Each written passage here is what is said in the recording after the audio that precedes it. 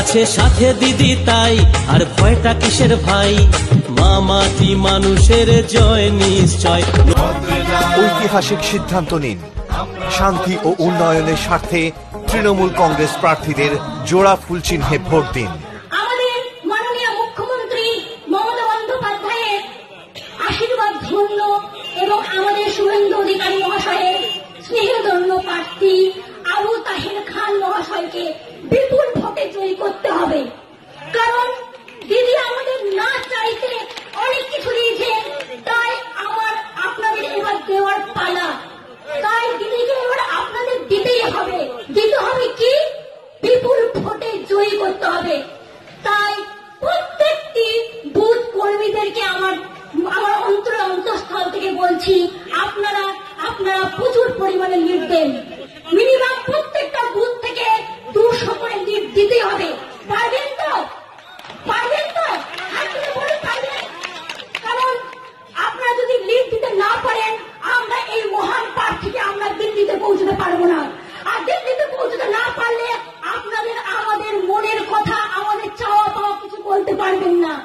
তাই আমাদের এই প্রার্থীকে দিল্লিতে পৌঁছতেই হবে।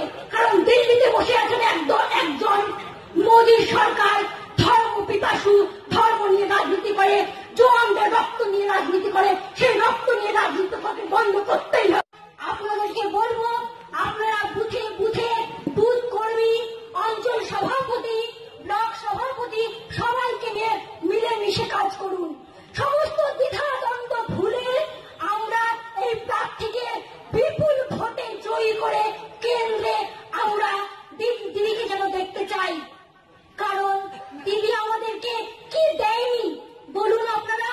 জন্মের পর থেকে শুরু করে জন্মের শেষ অবধি সমস্ত তিনি দিয়ে যাচ্ছেন। তাই এই আমাদের কেন্দ্রীয় সরকারকে উৎখাত করতেই হবে।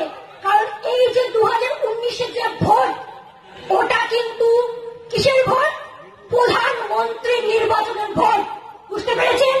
2019-এর ভোট হচ্ছে প্রধানমন্ত্রী নির্বাচনের ভোট। তাই আমাদের উচিত দিদিকে সেই প্রধানমন্ত্রীর জায়গায় বসতে। পারবেন তো আপনারা? পারবেন? আমাদের এই প্রার্থীকে বিপুল ভোটে জয়ী করতে হবে। কারণ প্রার্থীর যোগ্যতা নিয়ে কোনো প্রশ্ন নেই।